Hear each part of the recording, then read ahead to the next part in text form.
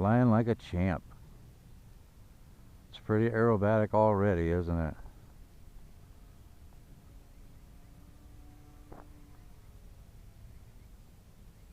I absolutely love the stall turns on this. That is so great. That is a very effective rudder. Look at that. Alright, I've got the XK A300 Staggerwing out here again today. Very little wind, which is nice. But I've made my last adjustment I can make on the aileron linkage without replacing a control horn. Yeah. So we'll see. We'll see where this gets us. Alright, launching.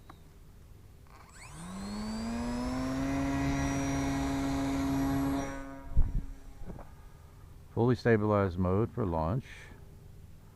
I'll bring it back through here and put it into gyro mode. Isn't that a nice looking plane? I think that is awesome. Okay, so we're in gyro mode now.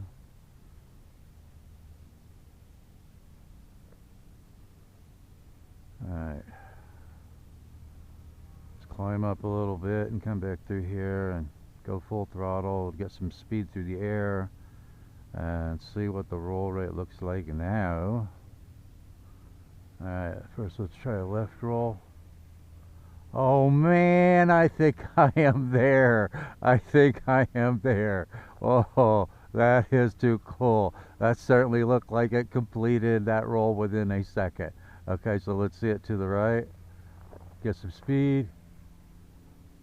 I think that I am there. That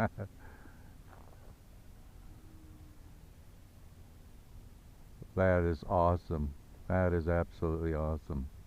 I may go ahead and replace the control horns just so, you know, the stock control horns that are on those ailerons, it really rotates now. They are really flexible, you know. And I'm really pushing those control surfaces pretty hard. So I think what I may do, now that I've got it at a 1 second roll rate, I think I might go ahead and replace those control horns so that I know that there's no flexing out of those control horns. But oh man, winner turkey dinner, guys. That is awesome. Look at that. Yeah, that is definitely a 1 second roll rate now. I wasn't sure if I was going to get there, you know. This was the last adjustment I could make without replacing those control horns. So I am really happy about that. That's awesome.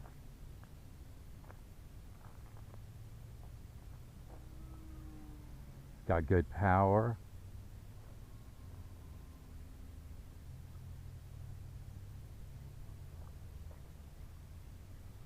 Seems pretty stable. I haven't seen any bad tendencies out of it, other than that porpoising that I'd seen in full gyro mode. I haven't really seen it in full stabilized mode. I haven't really seen it in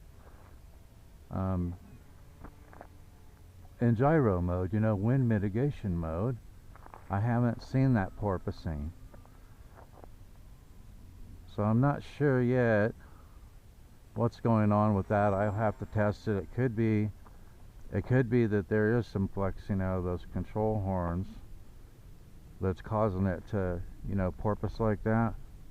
I may see about replacing all those control horns with stiffer ones, just to make sure, you know. You got to take every variable out of the equation. Look at that. That is such a great hammerhead capable plane.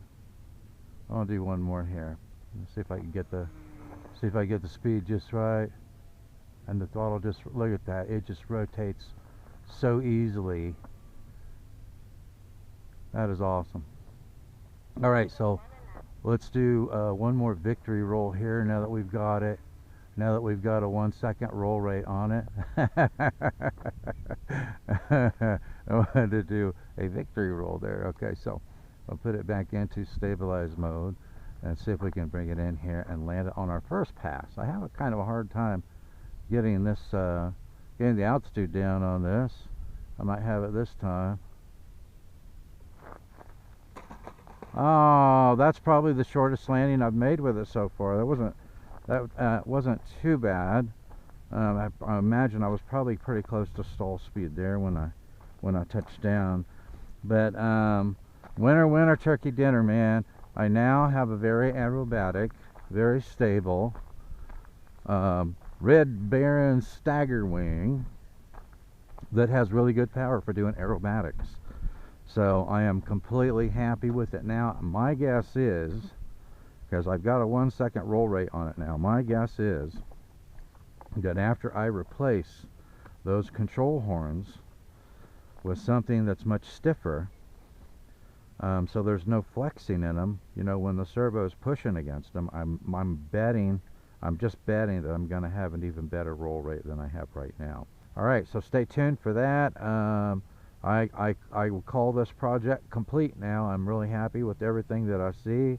My setup looks great. I've got good control authority on everything without it being twitchy. Everything feels smooth. So I will try to put together a video of everything that I did for this conversion. I've got one more thing that I'm going to do. I'm going to replace the ESC that I currently have in it with another ESC so that I can run it on 3S if I want to with a different prop.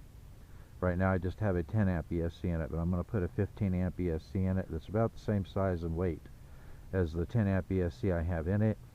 And then I'll also be able to do some testing on 3S as well as 2S. So stay tuned for that. That's a wrap on this episode. Project complete. Thanks for watching, and I'll see you next time in the Tinkerz Lab.